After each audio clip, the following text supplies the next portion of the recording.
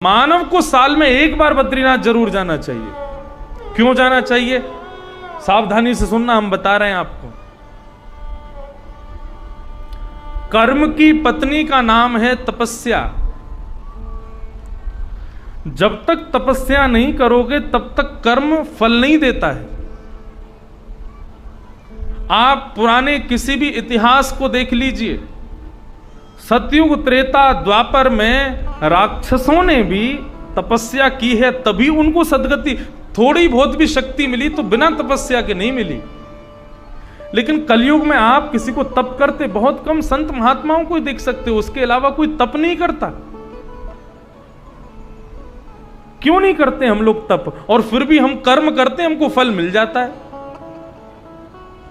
जब कलयुग के बारे में भगवान नारायण ने विचार किया तो भगवान ने मन में यह विचार किया कि मुझे तपस्या करनी चाहिए। तप के लिए आज जहां बद्रीनाथ भगवान का मंदिर है, पहले केदारनाथ भगवान यहां विराजते थे, सदियों पहले। बद्रीनाथ भगवान ने केदारनाथ भगवान से कहा कि आप यहां तपस्या कर रहे हो, एक छोटी सी भूमि मुझको दो, मुझे भी तपस्या करनी है। शिव बोले, प्रभु आपको तपस्या की क्या आवश्यकता है? आप साक्षात नाथ हो, त्रिलोकी नाथ हो, आप तपस्या मत करो। तप का मतलब कष्ट, शारीरिक कष्ट, और मैं आपको तप करते हुए देख नहीं सकता, इसलिए आपको तप की भूमि नहीं दूंगा।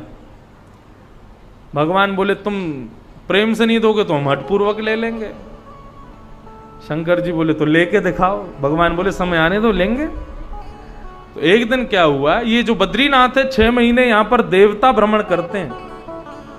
वहीं तप्त कुंड है, तप्त कुंड के पास में भगवान नारायण एक छोटे से बालक बन करके और वहां लेट करके रोने लगे। शिव पार्वती दोनों को तप्त कुंड में स्नान करने के लिए जैसे आए, नन्हे से बालक को देख करके पार्वती जी बोली, अरे कोई देवता अपना बालक छोड़ गया यहीं पे, इसको गोद में उठा लेती हूं। शंकर जी बोले, मुझे माया भी लग रहा है, इसको छूना मत। पार्वती जी बोली, अरे छोटा सा बालक है, इसमें क्या माया दिख रही है आपको, छोड़ो। तुरंत बालक को गोद में उठा लिया। ठंड लग जाएगी, इतनी ठंडी है, इसको अंदर कक्ष में बिठा आती हूं। शंकर जी बोले, तुम कर तो रही हो, लेकिन हमको ना थोड़ी अंदर से नकारात्मकता आ रही है कि कुछ गड़बड़ होने वाला है। पार्वती जी उस बालक को लेकर के गई और जहां बद्रीनाथ भगवान अभी विराजते हैं उस गर्भगृह में, वहां पर जाकर के बालक को लिटा दिया। और खेलने के लिए बदरी फल कहते हैं बेर को बदरी फल कहते हैं, वो बदरी फल खेलने के लिए दे दिया। बालक थोड़ी देर खेल लेगा, हम तब तक स्नान कराएंगे। नन्हा सा बालक वो बदरी फल से खेलने लगा। शिव पार्वती दोनों तप्त कुंड में स्नान करने गए, जैसे ही लौट करके आए तो मुख्य द्वार बंद हो गया। शंकर जी बोले, हम पहले ही कह रहे थे, कुछ हमें माया भी लग रहा है, तुमने हमारी बात नहीं मानी, देखो अंदर बैठ गया। अब शंकर जी ने तुरंत अपने तेज पुंज से उस दरवाजे को खोला। जैसे ही खोला तो सामने शंख चक्र गदा पद्मधारी चतुर्भुज रूप नारायण तपस्या के रूप में विद्यमान हो गए, तपस्या करने लगे, विराजमान हो गए। भोलेनाथ चरणों में प्रणाम करने लगे, प्रभु आप इतने हठपूर्वक क्यों तपस्या करना चाहते हैं? मैंने आपको मना किया कि आप तप मत करो, लेकिन आप हठपूर्वक आज आ गए हो। क्यों तपस्या करना चाहते हो? क्या प्राप्त करना चाहते हो? मुझे बताइए तो सही, आपके लिए क्या दुर्गम है? भगवान बोले, शिव दुर्गम कुछ नहीं है।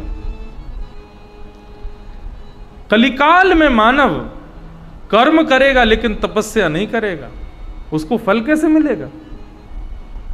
इसलिए बद्रीनाथ में मैं संसार में जन्म लेने वाले प्रत्येक मानव का संकल्प लेकर के तपस्या करूंगा, ताकि कर्म वो करे, फल उसको मिले, तपस्या मैं करूं। इसलिए मानव को साल में एक बार बद्रीनाथ भगवान को धन्यवाद करने जाना चाहिए कि प्रभु हम कर्म करते हैं, फल भोगते हैं, लेकिन तपस्या हमारे लिए आप करते हो।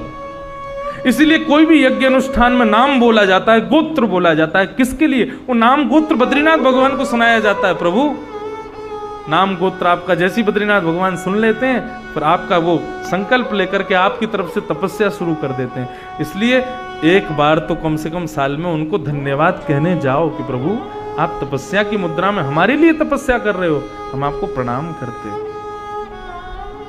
ऐसा बद्रीनाथ धाम। तो उस बद्रीनाथ की भूमि पर कृष्ण उद्धव संवाद 7 दिन तक रहेगा। 22 से 28 जून तक आप सब लोग पहुंचे। भगवान यहां पर 2 बातें कहते हैं, उनको मुख्य रूप से कहकर के मैं कथा को विराम करता हूं, अतिकाल है। ये वही भगवता प्रोक्ता आत्मलब्ध है। भागवत किसको कहते हैं? भगवान कह रहे हैं मेरी प्राप्ति जिस मार्ग पर चल करके होगी उस मार्ग को मैं भागवत कहता हूं। ये वही भगवता प्रोक्ता आत्मलब्ध है। भगवान कहते हैं उद्धव, अब जो मैं तुमको बता रहा हूं इस मार्ग पर यदि तुम चलोगे तो तुम्हें मेरी प्राप्ति होगी। नेत्र बंद करके चलोगे तो भी तुम धावन निविल्यवा नेत्रे नश्य कलेन पदे ही न।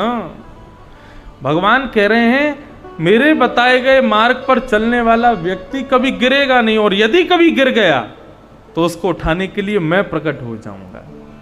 इसलिए बंधुओं, ये भक्ति का पथ है, ये भागवत का पथ है, इसको ध्यान से सुनना।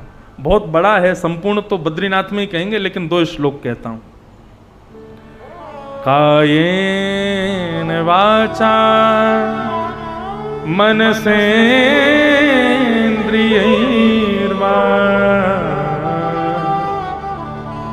बुद्ध्यात्मना नृषित स्वभावा करोमि यत् सकलं परस्मै नारायणायेति समर्पयेत्।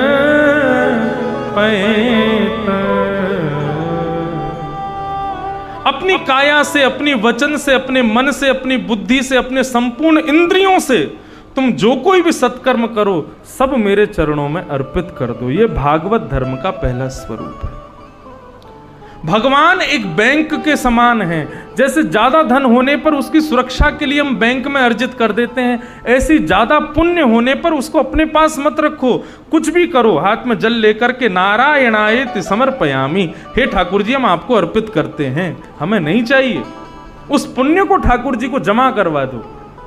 एक दिन ऐसा आएगा, पुण्य इतना जमा हो जाएगा कि उस पुण्य के फलस्वरूप ठाकुर जी स्वयं प्रकट होकर के तुम्हें दर्शन दे देंगे। पहला भागवत धर्म। दूसरा भागवत धर्म, खम्बायु यज्ञिम सलिलम महिम च ज्योतिंसि सत्वानि दृशो द्रुमादि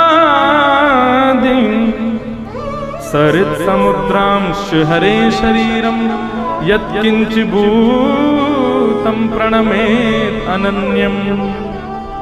आंखों के आगे किसी को भी देखो, चाहे वो तुम्हारा शत्रु भी क्यों ना हो, उसमें भी सद्गुण खोजने का प्रयास करो। जो खुद में सद्गुण देखता है बाकी सब में दुर्गुण देखता है वो राक्षस है, और जो सब में सद्गुण देख के खुद में अवगुण देखता है वही संत है। वो संत का दर्शन है। सब में सद्गुण देख करके सबको प्रणाम करो, सबको नतमस्तक करो, यही भागवत धर्म है। आगे मैत्र मुनि को प्रलय का दर्शन कराया, आदि आदि भाव यहाँ कहे गए। परीक्षित जी महाराज सुखदेव जी को संपूर्ण कथा सुना करके अपने आसन पर खड़े हो गए और कहने लगे, परीक्षित क्या तुम मरने वाले हो? परीक्षित बोला, मैं नहीं मरूंगा, मेरा शरीर मरेगा प्रभु, मैं तो नित्य मुक्त शुद्ध आत्मा हूं। सुखदेव जी कहने लगे, अब तुझे कुछ सुनाना शेष नहीं रह गया, बस ये बोध हो जाए हमें कि हम शरीर नहीं है, हम आत्मा है, यही तो भागवत की कथा है, बस अब कुछ नहीं सुनना। ऐसा कहकर के श्री सुखदेव जी महाराज वहां से प्रस्थान कर गए। बोलो सुखदेव जी महाराज। परीक्षित जी महाराज, तक्षक सर्प ने आकर के परीक्षित जी को डस दिया और परीक्षित जी एक विमान में विराजमान होकर के भगवत धाम को प्रस्थान कर गए।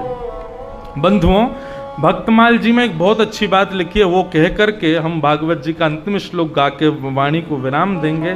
भक्तमाल कहती है, परीक्षित जी के प्राण तक्षक सर्प के डमसन से नहीं निकले। भक्तमाल जी क्या कहती हैं? बोले, श्रवण रसिक कहीं सुने ना परीक्षित से, पान हूं करत लागी कोटि गुण प्यास है। बोले परीक्षित कथा का इतना बड़ा प्रेमी है, जैसे ही सुखदेव जी खड़े हुए, परीक्षित ने पूछा प्रभु आप खड़े क्यों हो गए? बोले परीक्षित आज 7वां दिन है, कथा विराम हो गई।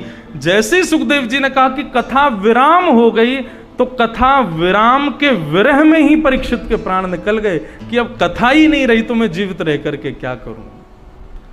तो फिर कोई तक्षक सर्प ने क्या किया? तो भक्तमाल जी कहती हैं, बोले तक्षक सर्प ने तो केवल उनके शव का आकर के अंतिम संस्कार किया, बाकी प्राण तो कथा के विराम के साथ साथ ही उनके निकल गए। ऐसे परीक्षित जी को हम प्रणाम करते हैं। बोले परीक्षित जी महाराज की जय। इस प्रकार संपूर्ण कथा को विराम करते हुए भागवत का अंतिम श्लोक सब लोग मेरे साथ गाओ। शुद्ध बोलिएगा, स्वर में बोलिएगा।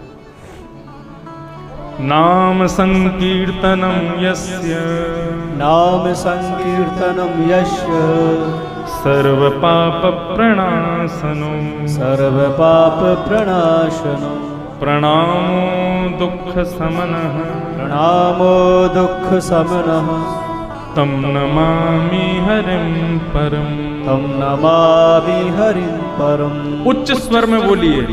नाम संकीर्तनम यस्य, नाम संकीर्तनम यस्य, सर्व पाप प्रणाशनो, सर्व पाप प्रणाशनम, प्रणामो दुख समनः, प्रणामो दुख समनः, तम नमामि हरिं परम, तम नमामि हरिं परम। नाम संकीर्तनम यस्य, नाम संकीर्तनम यस्य, सर्व पाप प्रणाशनो, सर्व पाप प्रणाशनो, प्रणामो दुख समनः, प्रणामो दुख समनः, तम नमामि हरिं परम, तम नमामि हरिं परम। नमः पार्वती पदे हर हर महादेव। जय जय श्री राधे, जय जय श्री राधे, जय जय श्री राधे। श्री नर्मदा मैया की जय, देवादिदेव महादेव शंकर भगवान की जय, गौरी मैया की जय, भागवत महापुराण की जय, सब संतन की जय, सब भक्तन की जय, भाष्यकार श्री रामानुस्वामी जी महाराज की जय, जय जय श्री राधे। जिन भगवान का नाम संकीर्तन सर्व प्रकार के पापों से विमुक्त करता है, मुक्त करता है, ऐसे भगवान के नाम को हम बारंबार प्रणाम करते हैं।